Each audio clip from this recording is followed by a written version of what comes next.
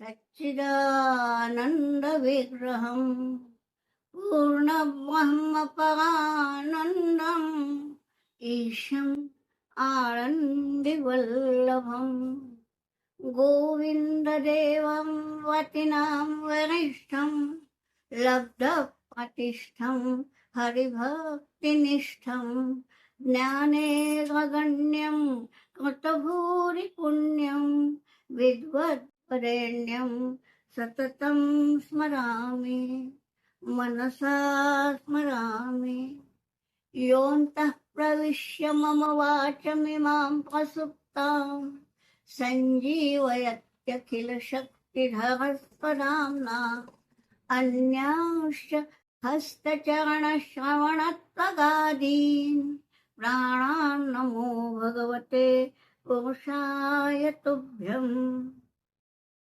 यं पौरजन्तमनुपेतमपेतकृत्यं द्वैपायनो विरहकातर आजुहाव पुत्रेति तन्मयतया तरवोऽभिनेदुः तं सर्वभूतहृदयं मुनिमानतास्मि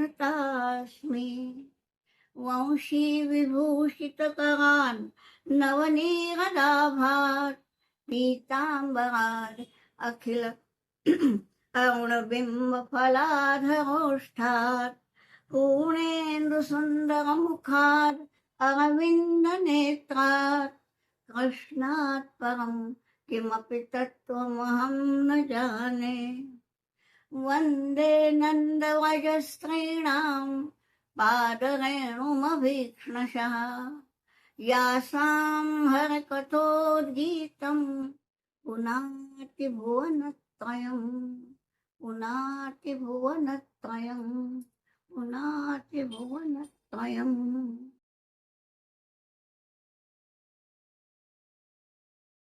कल हमने देखा कि ध्रुव ने किस प्रकार से तपस्या की। अब इसी ध्रुव का 9वां वंशज है वेन। देखिए मराठी में एक वाक्प्रचार है कि भाई तुलसी के गमले में ये भंग कहाँ से आ गई। गमला तुलसी का था लेकिन न जाने अंकुर ये दूसरा ही कैसे आ गए। अब देखिए ध्रुव का वंश है इतना पवित्र, लेकिन उसका जो 9वां जो वंशज है उसका नाम है वेन। और वो वेन जो था महा उन्मत्त था। वो बोलता था आगे हमको हिरण्यकशिपु भी मिलेगा यही बोलने वाला, वो आगे मिलेगा। अभी वेन को देखिए, ये बोलते पहले यज्ञ याग सब बंद करो, मैं राजा हूं। तो राजा की ये आज्ञा कि यज्ञ याग कुछ होना नहीं चाहिए, पूजा करनी है मेरे को, ये इस बाकी सब नहीं। तो हुआ ये अपनी संस्कृति ऐसी है, कहने को सारे ऋषि अपने तपोवन में रहते हैं, रहते ही नहीं शहरों में गांवों में खेड़ों में नहीं रहते, वो तपोवन में रहते हैं। किंतु सारे धरती की कल्याण की कामना होती है। उन्होंने देखा कि तपोवन भी आखिर इसी राजा के राज्य में है ना। तो ये सब अच्छा नहीं है, ये उनके इसमें आया। और बात ये है अपने यहाँ की संस्कृति ये है, राजा था, राजा के पास राजदंड भी होता था, लेकिन जब राज्याभिषेक होता था तो कहते थे, जब वो कहता है कि दंड देने का अधिकार मुझे राजा को है, मैं दंड्य नहीं हूं, मैं दंडित कर सकता हूं, मैं दंडित नहीं हूंगा, तब उसको कुल पुरोहित बोलता है धर्म दंड्योसी धर्म दंड्योसी धर्म दंड्योसी, कि तुमको दंड देने का अधिकार धर्म को है। ये है हमारी संस्कृति।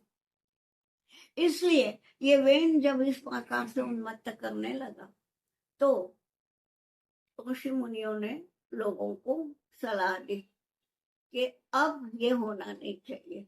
होता यूं था अपने यहाँ कि मैंने वही वंश चलता था।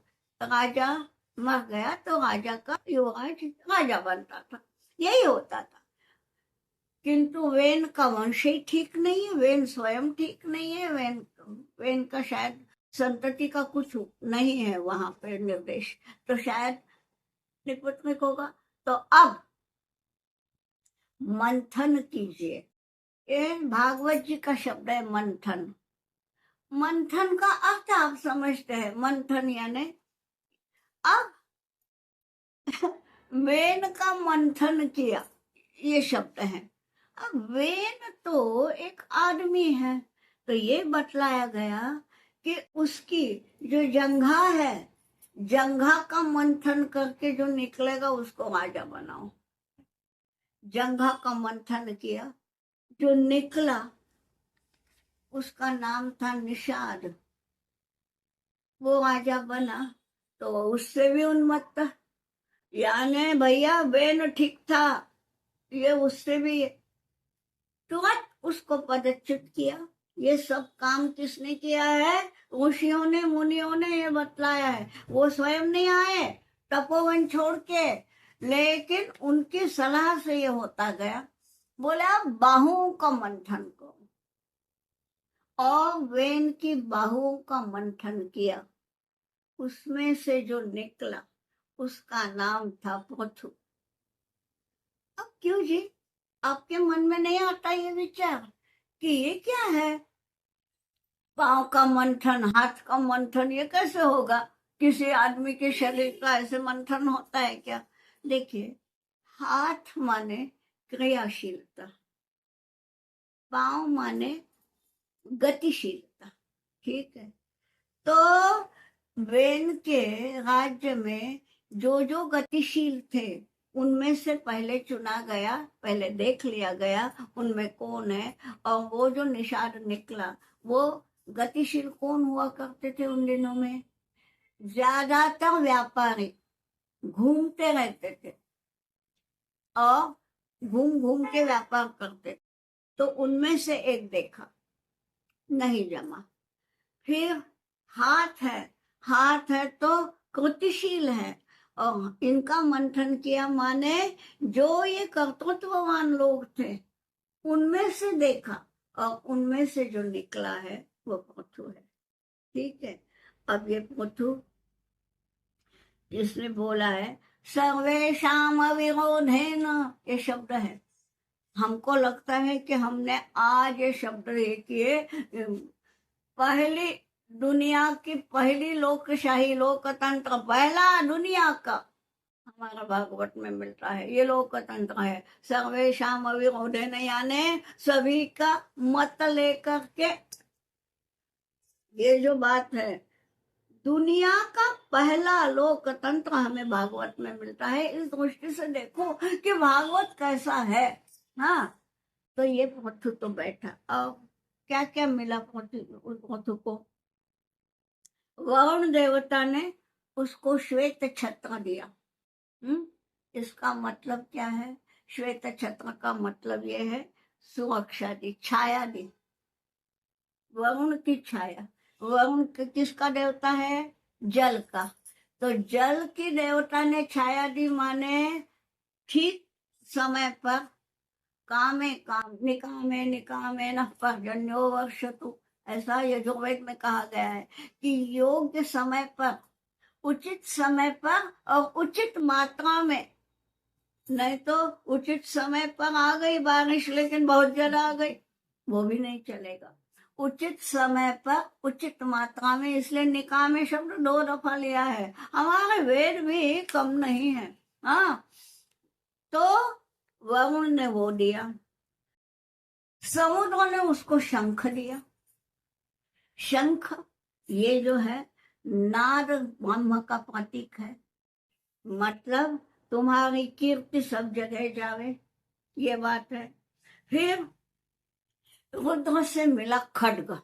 रुद्र तो देवता आपको मालूम है, खड्ग मिला है मतलब सुरक्षा। अबे राजा है तो सुरक्षा भी चाहिए, पर्यावरण शुद्धता भी चाहिए, तो सुरक्षा का इसने दिया, और माता अंबिका ने धनुष्य दिया। धनुष्य है अस्त्र बल। देखिए, आप बोलेंगे खड्ग भी शस्त्र है, धनुष्य भी शस्त्र है, लगता है ना ऐसा? ना, गलत। खड्ग शस्त्र है, धनुष्य अस्त्र है। अस्त्र और शस्त्र अलग होते हैं, यानी जिसको आप कहेंगे वेपन्स एंड मिसाइल्स। धनुष्य जो है फेंका जाता है, यहां से धनुष ये करेंगे जाएगा कहीं तो भी। और खड्ग जो है वो साक्षात वार करता है। खड्ग हुआ, गदा हुई, ये साक्षात ये करते, ये शस्त्र है। और वो जो है वो अस्त्र है। तो शस्त्र विद्या, अस्त्र विद्या, ये वरुण का मतलब ये सब पर्यावरण, ये सब सब हुआ। अब ये पृथु जो है, अब पृथु का जो राज है उसका वर्णन किया गया है, बड़ा ही अच्छा है। उतने में पूरे डिटेल में नहीं जाती, लेकिन देखिए, एक हमारा भर्तृहरि करके थे, उन्होंने, वो स्वयं राजा थे, बाद में मुनि बने थे। उन्होंने 3 शतक लिखे, नीति शतक, वैराग्य शतक, ये श्रृंगार शतक। तो उनमें ये जो एक श्लोक आता है, राजन दुदुक्षसी यदि क्षितिधेनु में नाम तेनाद्य वत्समिव लोकममुं पुषाण, कि हे राजन, अगर क्षितिधेनु, क्षिति यानी जमीन, तो जमीन रूपी गाय का दूध यदि तुम्हें लेना है, माने जमीन रूपी गाय का दूध, माने जमीन से यदि अच्छी फसल लेनी है, तो तेनाद्य वत्समिव लोकममुं पुषाण। तो पहले देखो, गाय जो है ना, जब तक बछड़े को नहीं देखती दूध नहीं आता उसके थन पे। तो ये धरती माँ है, उससे यदि तुम्हें दूध चाहिए तो पहले उसके बछड़ों को, यानी प्रजा को सुख में रखो। प्रजा यदि सुखी है तो तुमको धरती माता अच्छी फसल देगी। कितना सुंदर लिखा, ये तो भक्तवारे ने लिखा है, भागवत में नहीं है, लेकिन याद आ जाती है। तो जैसा भक्तवारे ने कहा वैसा ही पृथु का राज था। पृथु ने क्या क्या किया?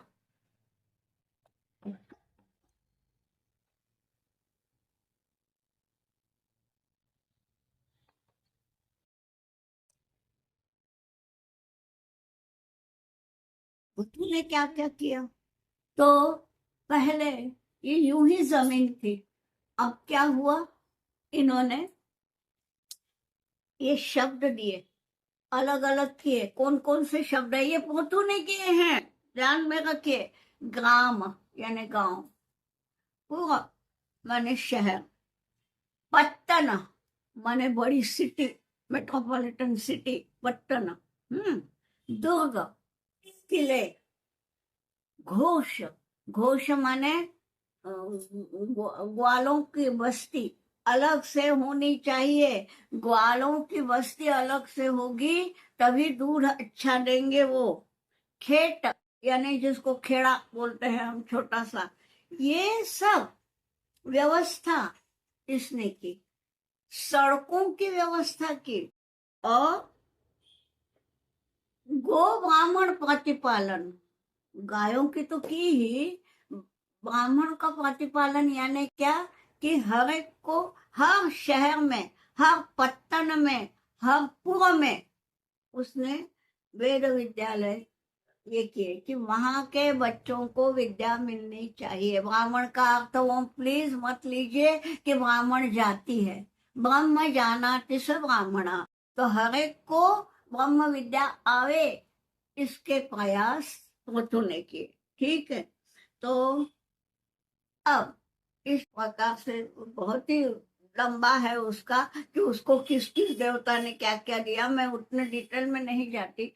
लेकिन देखिए, बहुत अच्छा वो राजा हुआ, एक तरह से लोकतंत्र था, बहुत अच्छा हुआ। और अब अंतिम समय आ गया, भगवान साक्षात प्रकट हुए, बोले तुम्हारे अब चलने का दिन है, अंतिम इच्छा बोलो। क्या मांगा होगा जी? उसको मालूम है कि अभी ये दुनिया छोड़ के जाना है, अब यहाँ रहना नहीं है। ऐसे ही जब मनस्थिति होती है तब क्या मांगा होगा? बोले भगवान विदत्स्व कर्णायुतमेष में वरा। अयुत बोले तो 1000, मुझे अयुत कान दो, 1000 कान दो। क्यों? कि मैं सब जगह जहां जहां भगवान का जय जयकार होती है वहां जहां जाके मैं सुनूं। मैं तो अकेला हूँ, यहाँ हूँ, एक एक शरीर है ना, तो एक शरीर तो एक ही स्थान में रहेगा, लेकिन जगह जगह भगवान तुम्हारी जय जयकार होती है मैं सुनूं। तो ये मांगा है। बताइए, खुद के लिए गति भी नहीं मांगी, स्वर्ग भी नहीं मांगा, मोक्ष भी नहीं मांगा, कुछ नहीं। भगवान तुम्हारे जय जयकार में सुनो। इसका मतलब क्या? कि मेरे राज्य में सब जगह भगवान की जय जयकार हो। ये संपूर्ण राष्ट्र हिंदू हो। हाँ, ये शब्द नहीं है इसमें, भागवत में हिंदू शब्द कहीं नहीं है, वेदों में भी नहीं है, मगर ये निकल गया मुंह से कि ये पूरा राष्ट्र जो है वो इस प्रकार का हो। ये थी पृथु की इच्छा, और इसलिए उसने ये मांगा है। अब देखिए, प्रभु का गुण वर्णन सुनने को उसने कान मांगे। अगर अपन थोड़ा सा गुण वर्णन तो करें, तो चलो थोड़ा सा गजल करते हैं। हरि बोल हरि बोल हरि हरि बोल, हरि बोल हरि बोल हरि हरि बोल। मुकुंद माधव गोविंद बोल, मुकुंद माधव गोविंद बोल। हरि बोल हरि बोल हरि हरि बोल, हरि बोल हरि बोल हरि हरि बोल। मुकुंद माधव गोविंद बोल, मुकुंद माधव गोविंद बोल। मुकुंद माधव गोविंद बोल। मुकुंद माधव गोविंद बोल। तो इस प्रकार से वो हरि का नाम सुनते सुनते ही सदेह स्वर्ग गया है। और उसकी पत्नी जो थी अर्ची नाम का, उसने भी सहगमन किया। अब इस पृथु का पड़ पोता है। पड़ पोता आप समझते हैं ना, पोते का पोता। हाँ, वो है पड़ पोता। तो वो है प्राचीन बरही उसका नाम है, और उसका बेटा पाचेतस। ये पाचेतस जो था, उसने नारायण सरोवर है उसके तीर पे बैठ के बहुत तपश्चर्या की, कड़ी तपश्चर्या की। फिर भी प्रभु दर्शन नहीं। इतनी तपश्चर्या करने के बाद भी प्रभु के दर्शन नहीं। तो एक दिन नारद आए। नारद देखिए हर जगह हर एक को मदद करने को आते हैं। पता नहीं मराठी भाषा में क्यों कहते हैं कड़ीचा नारद, मालूम नहीं। जहां जहां नारद गए वहां वहां अच्छा ही किया है उन्होंने। और जहां कुछ विरोध किया, वो विरोध इसलिए किया कि हरि भक्तों का भला हो, इसलिए किया है। तो ये नारद है, यहाँ अभी उससे मिले और उसने बोला कि अरे प्राचेतस, तुम तपस्या तो कर रहे हो, किंतु आत्मज्ञान के बिना तपस्या जो है वो अधूरी रहती है। तपश्चर्या अधूरी है, ये बतलाया। तो उसके लिए एक कथा सुनाई। देखिए, कथा के माध्यम से वो पाचेतस को सिखाया। और ये जो कथा है वो है पुरंजन कथा। तो चलो हम भी थोड़ी देर वो कथा सुनते हैं। कथा यानी ये सही में कहानी है, परंतु परंतु ये जो कहानी है, देखिए, भागवत की हर कहानी रूपकात्मक है। तो अपन देखेंगे क्या है। पुरंजन नाम का एक युवा, उसका साथी, सखा, उसका नाम है अविज्ञात। देखिए, दोनों ही शब्द समझ लीजिए। ये पुरंजन कथा है, माने हमारी कथा का नायक है पुरंजन, उसका साथी है अविज्ञात, यानी जिसके बारे में कुछ मालूम नहीं। ठीक, ये दोनों मित्र निकले, घूम रहे हैं। उतने में क्या हुआ, एक ऐसी नगरी दिखी, और नगरी में वो पुरंजन को लगा अच्छा लगा, अरे यहाँ रुकेंगे। ठीक है, नवद्वार नगरी है वो, 9 दरवाजे हैं।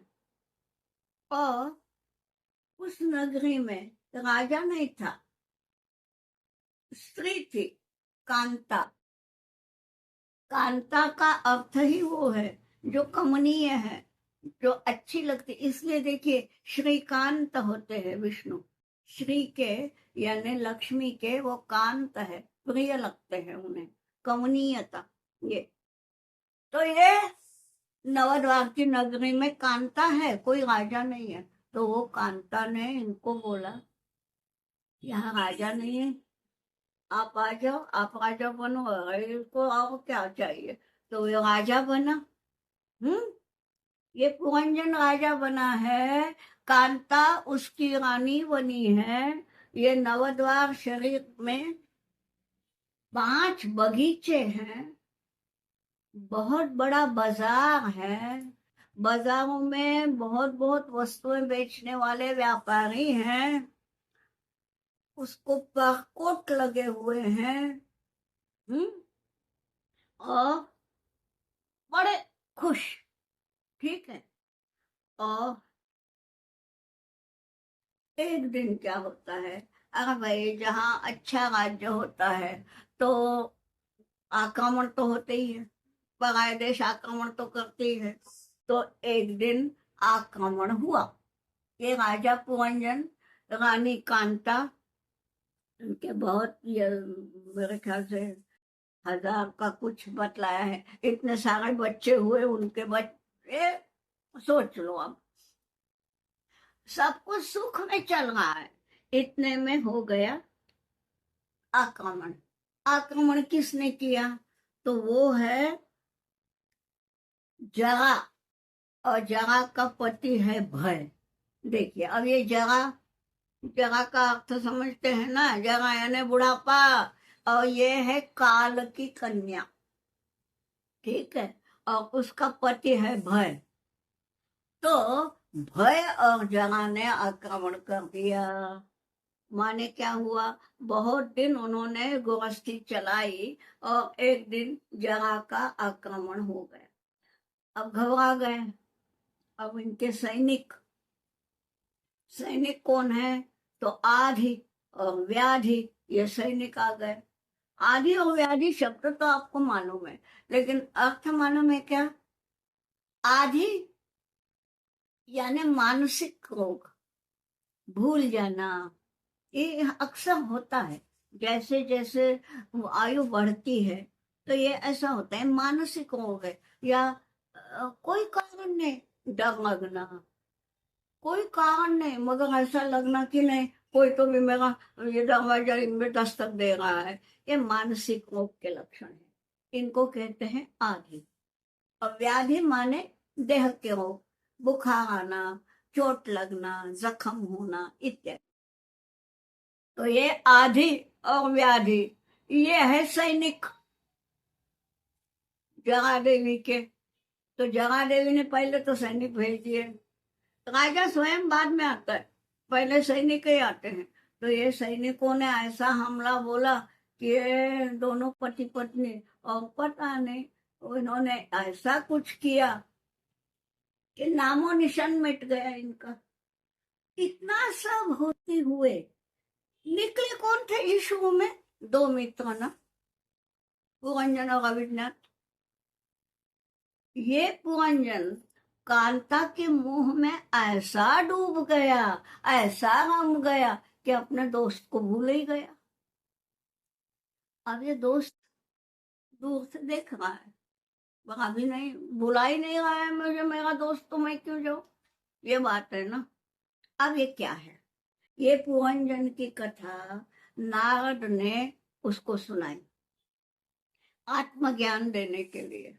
ये पुरंजन यानी ये है जीवात्मा, और ये उसका दोस्त माने है भगवान।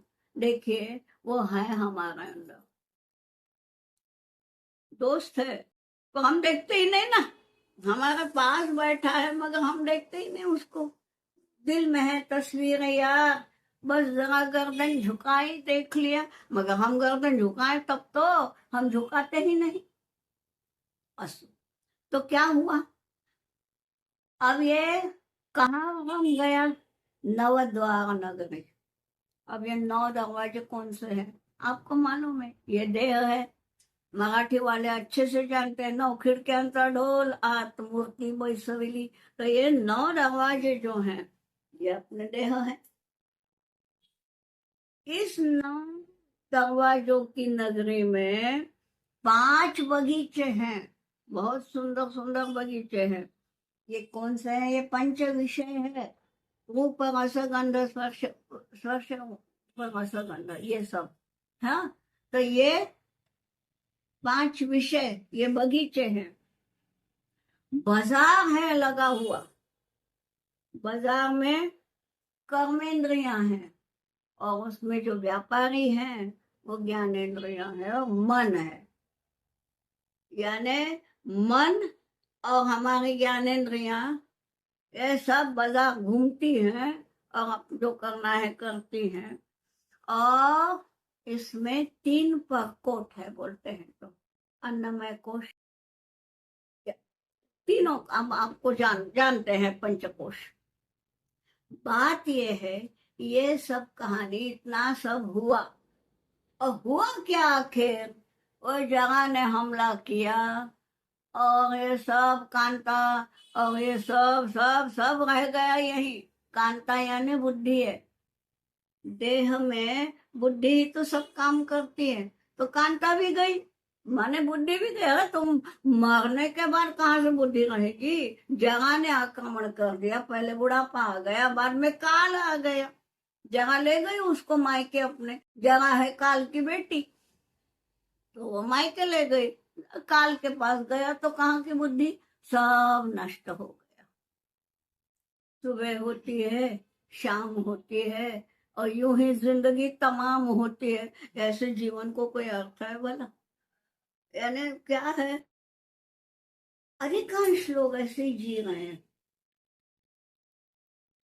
सवेरे उठना, सब खाना पीना, ये करना, उपभोग लेना, और ऐसे ही एक दिन बूढ़ा बूढ़ा होना, और एक दिन मर जाना। अगर ना दुनिया के लिए कुछ किया, ना अपने देश के लिए कुछ किया, ना अपने धर्म के लिए कुछ किया, बाकी छोड़ो अपने मोहल्ले के लिए भी कुछ नहीं किया, और मर गए एक दिन, कोई मतलब? तो इसलिए तपश्चर्या भी अधूरी है जब तक आत्मज्ञान नहीं होता। इसके लिए ये सब आता है।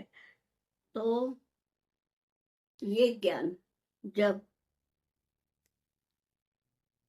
लिंक तोड़िए मत। ये शुरू में क्या बताया था कि उद्धव और विदुर मिले थे, और वो दोनों ज्ञान लेने मैत्रेय के पास गए थे। अब मैत्रेय से ये सारी कथाएं सुन रहे हैं दोनों, ठीक है? तो अभी ये कथा जो है पुरंजन की, ये विदुर ने भी सुनी, और विदुर अभी ये सब सुन के शांत चित्त से वो वैकुंठ गमन को गए। माने विदुर को, देखो मृत्यु तो हर एक को आनी ही है, विदुर को भी आ गई, लेकिन उनको यम यातनाएं जो होती हैं, मृत्यु का जो डर होता है, जो एक मृत्यु से भय होता है, वो कुछ नहीं, शांत चित्त से आ गए करके गले लगा लिया मौत को। इसको बोलते हैं। ये क्यों होता है और कब होता है? तो जब ज्ञान होता है, और ज्ञान भागवत ही दे रहा है, तो ये यहाँ पे बतलाया है। और यहाँ पे अब वो वैकुंठ में गए, वो वहां पे बोल रहे हैं, हम यहाँ पे बोलेंगे श्री कृष्ण गोविंद हरे मुरारे, हे नाथ नारायण वासुदेव, श्री कृष्ण गोविंद हरे मुरारे, हे नाथ नारायण वासुदेव, हे नाथ नारायण वासुदेव, हे नाथ नारायण वासुदेव। अब यहाँ पे हमारे भागवत के 4 स्कंद तो पूरे हो गए। भागवत में है 12 स्कंद। अब हम 5वें स्कंद में जाएंगे। हमें कन्हैया मिलना है 10वें स्कंद में, पर तब तक बाकी तो देख ले। तो अभी हम करेंगे भरत। भरत की कथा है। तो इससे हमारे देश को भारत नाम मिला। यूं तो देखिए 3 भरत सबको मालूम है। एक राम जी के भाई भरत, राम लक्ष्मण भरत शत्रुघ्न, ये सबको मालूम है। एक शकुंतला का बेटा भरत, ये भी सबको मालूम है। मगर इन दोनों भरतों के नाम से हमारा देश भारत नहीं कहलाया, इस भरत के नाम से कहलाया है। तो उस भरत की कथा भागवत में है। कौन है ये भरत? देखिए, मनु के पहले ही बताया 3 बेटे और 3 बेटियां और 2 बेटे थे। तो उत्तानपाद का बेटा ध्रुव, उसका चरित्र हमने सुन लिया। परंतु मनु और शतरूपा का और एक बेटा था, तो उस बेटे का ये परपोता है ये भरत। ठीक है। उसकी पत्नी का नाम पंचजनी, और बहुत अच्छे से राज्य किया। फिर पुत्रों में राज्य बांट दिया। क्या हुआ, उसके 5 पुत्र थे, तो उसने 5 जन में दे दिया समान रूप से। और वानप्रस्थ लेना है करके वो आ गए। देखिए, बहुत अच्छा जीवन बिताया है। अब क्या हुआ, आश्रम बन के रह रहे हैं, स्वयं के लिए कुछ नहीं। एक राजा है, अब आश्रम में रह रहा है, किसी भी चीज के लिए मन में लालसा नहीं है। लेकिन क्या हुआ देखिए एक दिन आश्रम में रहते हुए उन्होंने देख लिया कि कोई तो भी आया। एक हिरनी का शिकार की, हिरनी मर गई, और उसका जो बच्चा था हिरनी का, तो वो वहां पे बेचारा, जो केवल माँ का दूध पीने वाला बच्चा, तो माँ मर गई, उसकी समझ में ही नहीं आ रहा है, वो बेचारा वही मई। तो इस भरत को दया आ गई। अब दया धर्म का मूल है, दया आना बुरी बात बिल्कुल नहीं है। इसने क्या किया, उस बछड़े को, मतलब उस हिरन के बच्चे को उठाया, उठाना पड़ा। फिर बाद में कैसे तो भी करके, तो कपास की बत्ती बना के उसको दूध पिला के कैसे तो भी बड़ा किया। अब थोड़ा थोड़ा चलने लगा है। ठीक है। अब हुआ यूं कि उसको पता चला कि अब मेरे अंतिम दिन आ गए। भगत को पता चला। पता उसी को चलता है जो पुण्यात्मा हो। हमको आपको पता ही नहीं चलता, मालूम नहीं। आज हम कथा कर रहे, कल होगी कि नहीं, मैं होंगी कि नहीं, किसी को पता नहीं है।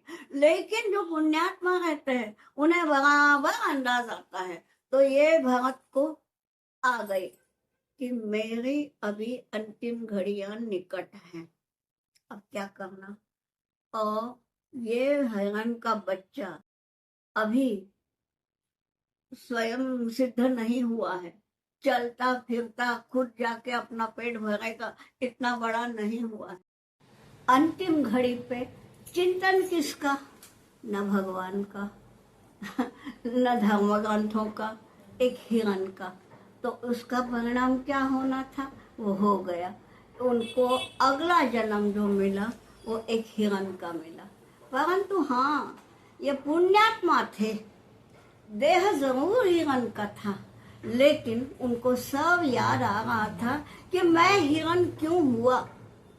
तो अब मुझे इस जन्म में, हिरण के जन्म में क्यों न हो, मैं धर्म कृत्य करूं।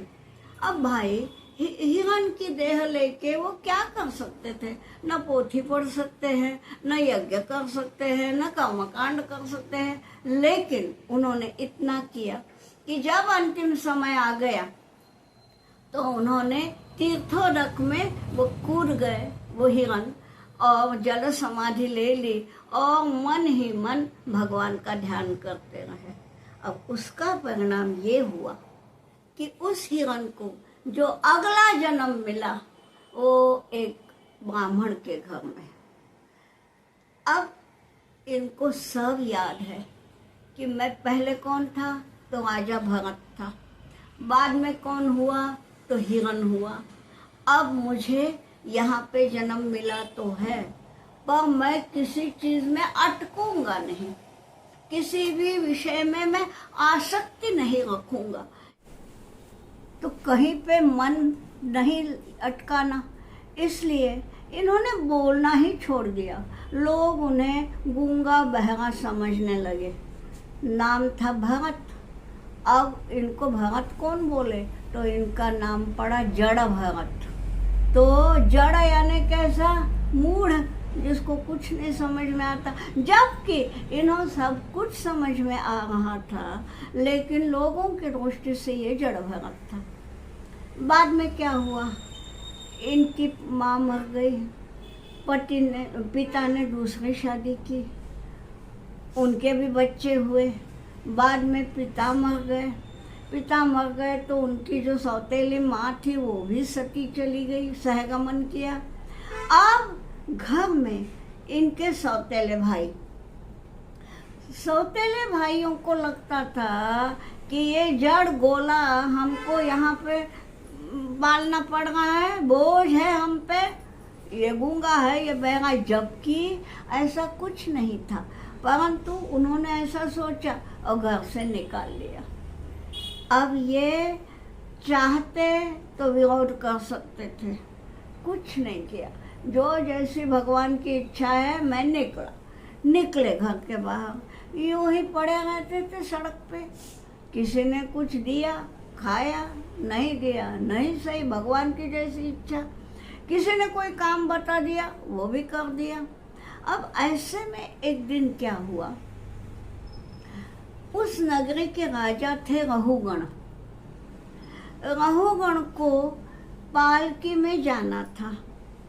पालकी को लगते हैं 4 कहार, तो उनके 3 कहार तो ठीक थे, चौथे को शायद कुछ हुआ था, वो नहीं आ रहा था, तो उनको चौथे कहार की आवश्यकता पड़ी।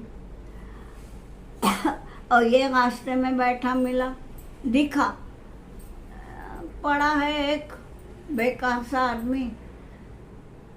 उसको बोल दिया कि हम राजा की पालकी के भोई बन जाओ।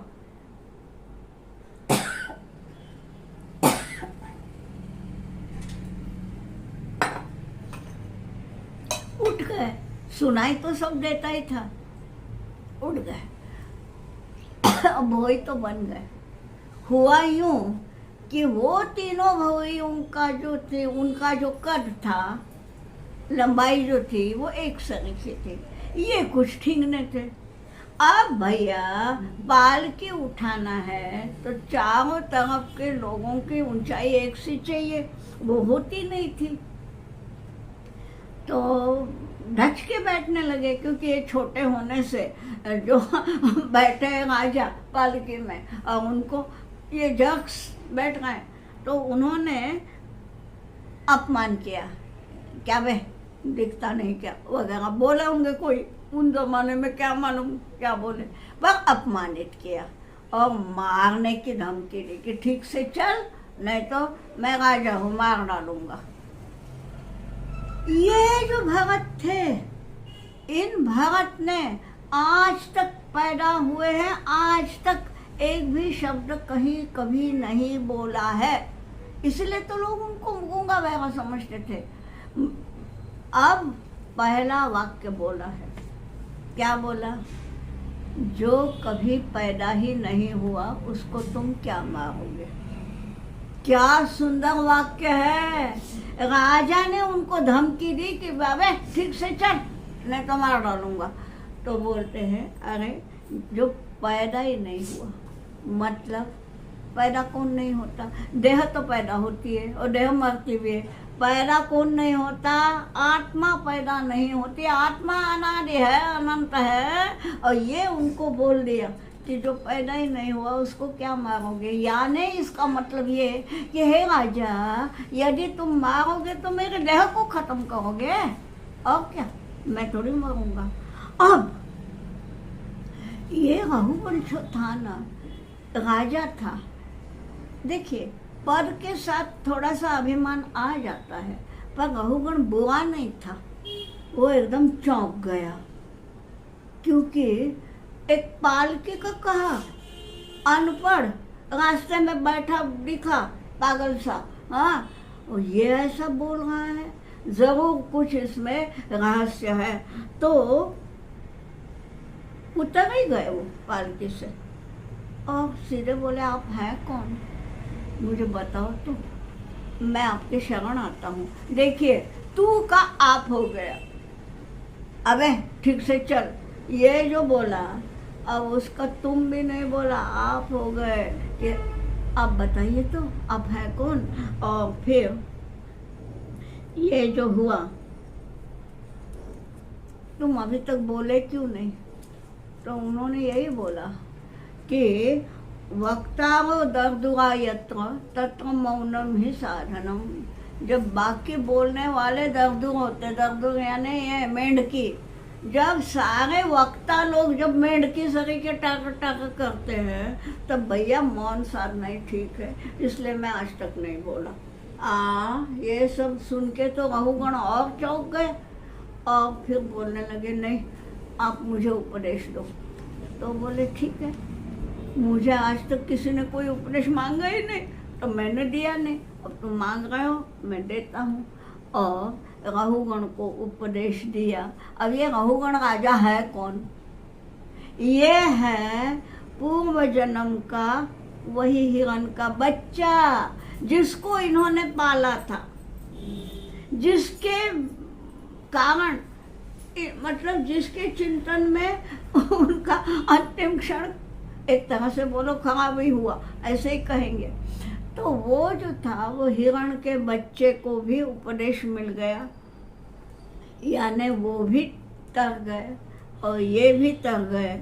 और ये सब जो है ये रघुगण की कथा, ये रघुगण की नहीं है, ये कथा है जड़ भरत की, और जड़ भरत की भी नहीं है, ये है भरत की कथा। जो लोगों को जड़ लगता है, जो जड़ नहीं था, तो इन्होंने यही बोला।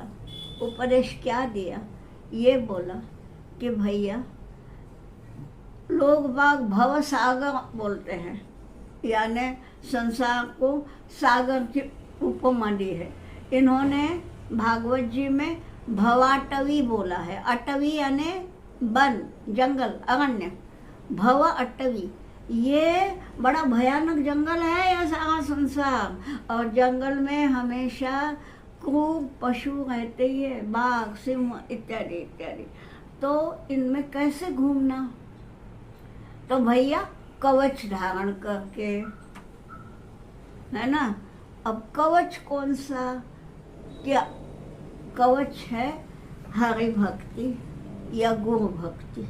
ये एक कवच हो तो फिर भैया कोई भी हिंस्र पशु हमारे ऊपर न धावा बोल सकता है, न हमको जख्मी कर सकता है। जख्म हमारा जो कवच है वो ही बड़ा शक्तिशाली है।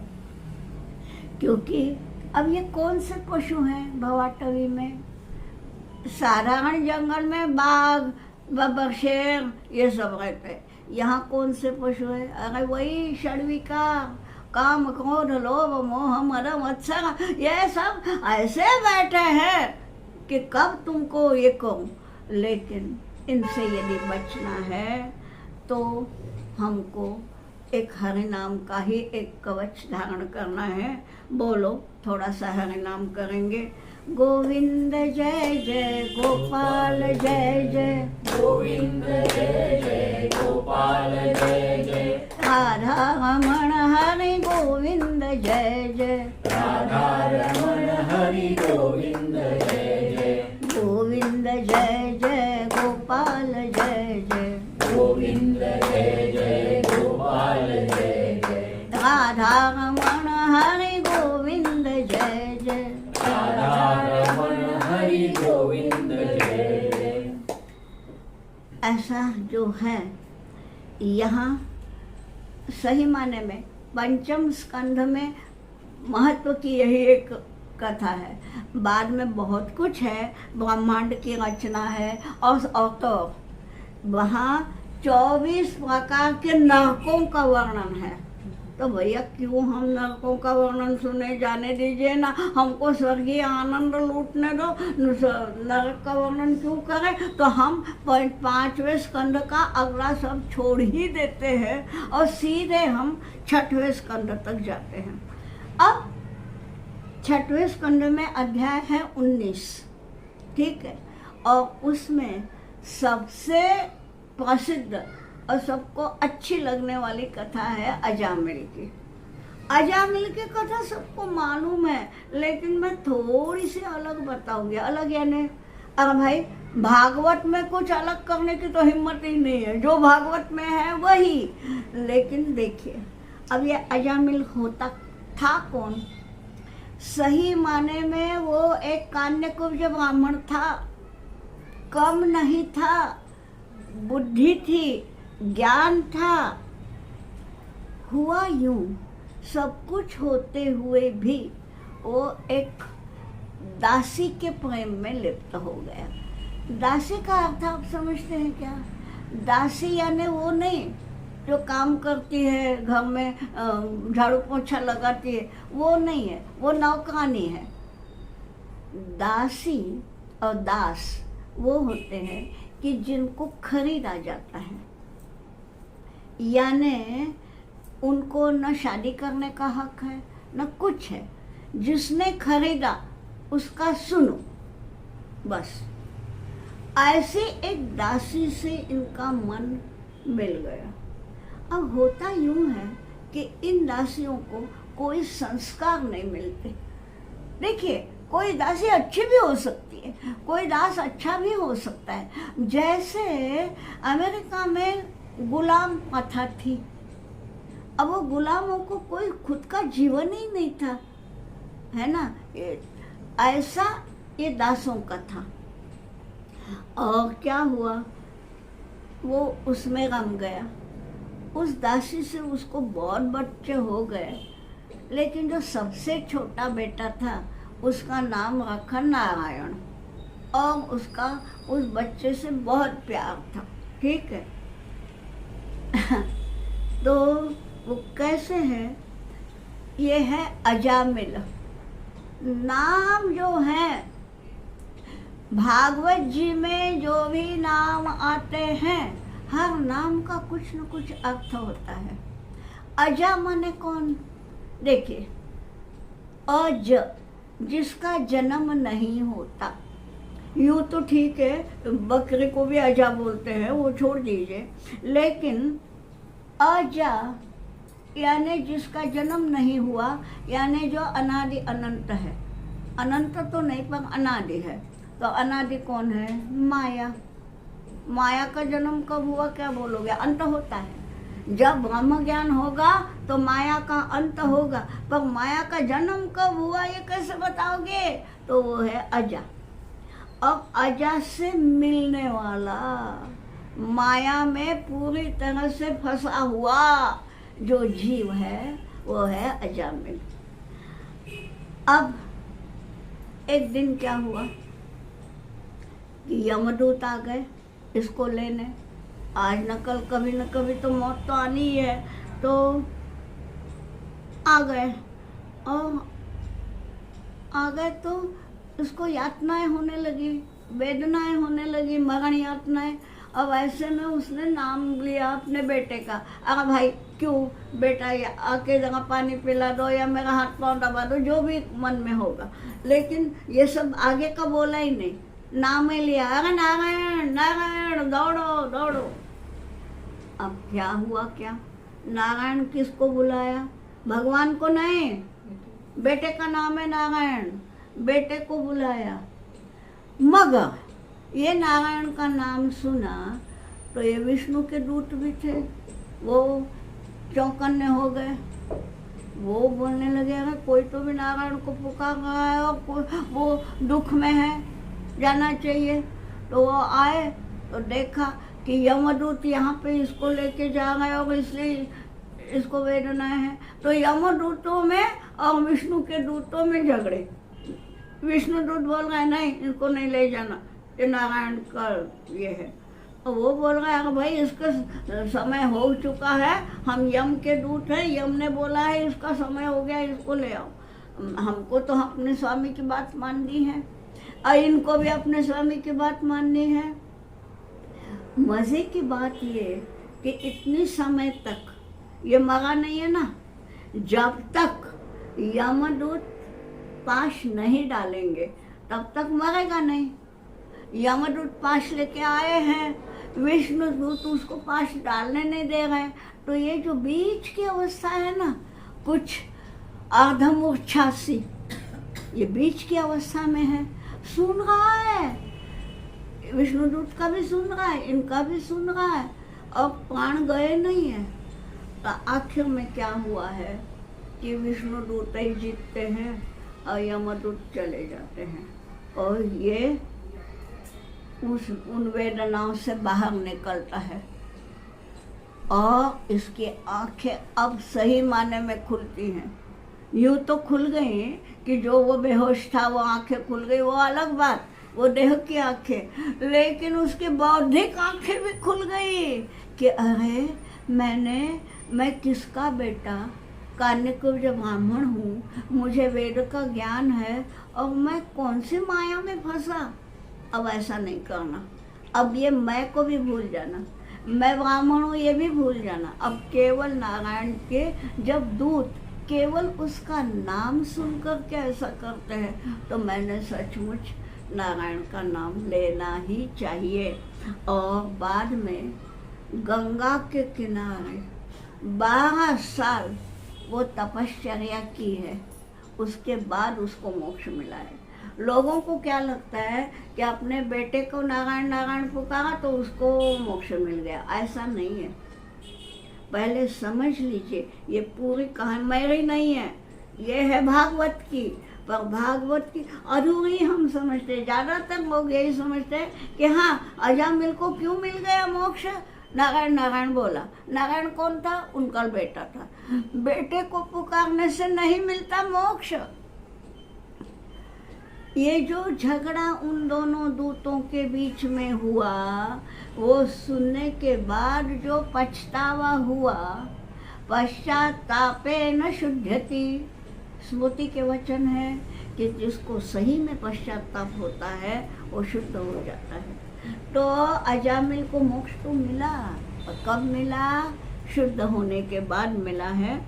और बस इसीलिए ये कर, कौन सा मंत्र है वो, क्या बोला, वो वही है जो हम आज भी बोलते हैं, लेकिन अब इसका जरा अर्थ समझ ले। वो हम बोलते ही हैं, सबको याद ही है, श्री कृष्ण गोविंद हरे मुरारे, हे नाथ नारायण वासुदेव, यही मंत्र है। अब मुझे बताइए, ये उसने बोला, हम भी बोलते हैं उस अर्थ से बोलते हैं क्या, श्री कृष्ण, जबकि उसका अभी जन्म नहीं हुआ है, अजामिल की कथा पहले है। हाँ, ये कथा आई है 6वें स्कंद में, श्री कृष्ण का जन्म होगा 10वें स्कंद में। तो ये श्री कृष्ण क्या है, इसको कैसे पता चला? ये कोई भविष्यवेत्ता नहीं है। श्री कृष्ण का अर्थ समझ लीजिए। संस्कृत में एक धातु है कृषकर्षति, खींचना, आकर्षित करना। तो जो श्री को, लक्ष्मी को भी जो आकर्षित करता है वो कृष्ण। वो कौन है? विष्णु। अमृत मंथन की कथा तो सभी जानते हैं। तो लक्ष्मी को किसने? सभी कोई लक्ष्मी के पीछे पड़े थे जी, लेकिन लक्ष्मी ने केवल विष्णु का वर्ण क्यों किया? इसलिए कि वो आकर्षित हुई। तो श्री कृष्ण। फिर गोविंद। अब जिसको हम गोविंद बोलते हैं वो तो अभी जन्म ने का ही है। ये गोविंद कौन है? गो का एक अर्थ है इंद्रियां, एक अर्थ है वाणी, एक अर्थ है गाय। तो गाय अर्थ सबको पता है, पर गो माने इंद्रियां भी है, और विद विंदति माने टू कंट्रोल। जो अपने इंद्रियों पर विजय करता है वो है गोविंद। हरे, मालूम है आपको, हरे बोलते। मुरारे। अब वो नामक राक्षस का वध तो श्री कृष्ण ने किया, वो तो अभी जन्म में नहीं आया है। अब ये मुर माने कौन? अजीब विकार, अपने षड विकार, और षड विकारों का शत्रु मुरारे। हे नाथ नारायण वासुदेव। हे नाथ, इसका मतलब है कि तू नाथ है, मैं दास हूँ। ये भावना मन में पनपनी चाहिए तो ये होता है। तो हे नाथ, हे नारायण और हे वासुदेव। वासुदेव, अरे भाई, वासुदेव के पिता का वसुदेव का भी जन्म नहीं हुआ है अभी, तो वासुदेव कहाँ से आ गया? ये कौन है? वसु का मतलब है प्राण, प्राणों का देव। इसलिए हमारे जो भीतर जो प्राण है, उन प्राणों का नाथ जो है वो है वासुदेव। तो ये अर्थ समझ के हम एक बार फिर से नाम स्मरण करें और आज के दिन को विराम दे। तो चलो नाम स्मरण। श्री कृष्ण गोविंद हरे मुरारे, हे नाथ नारायण वासुदेव। श्री कृष्ण गोविंद हरे मुरारे, हे नाथ नारायण वासुदेव। हे नाथ नारायण वासुदेव। हे नाथ नारायण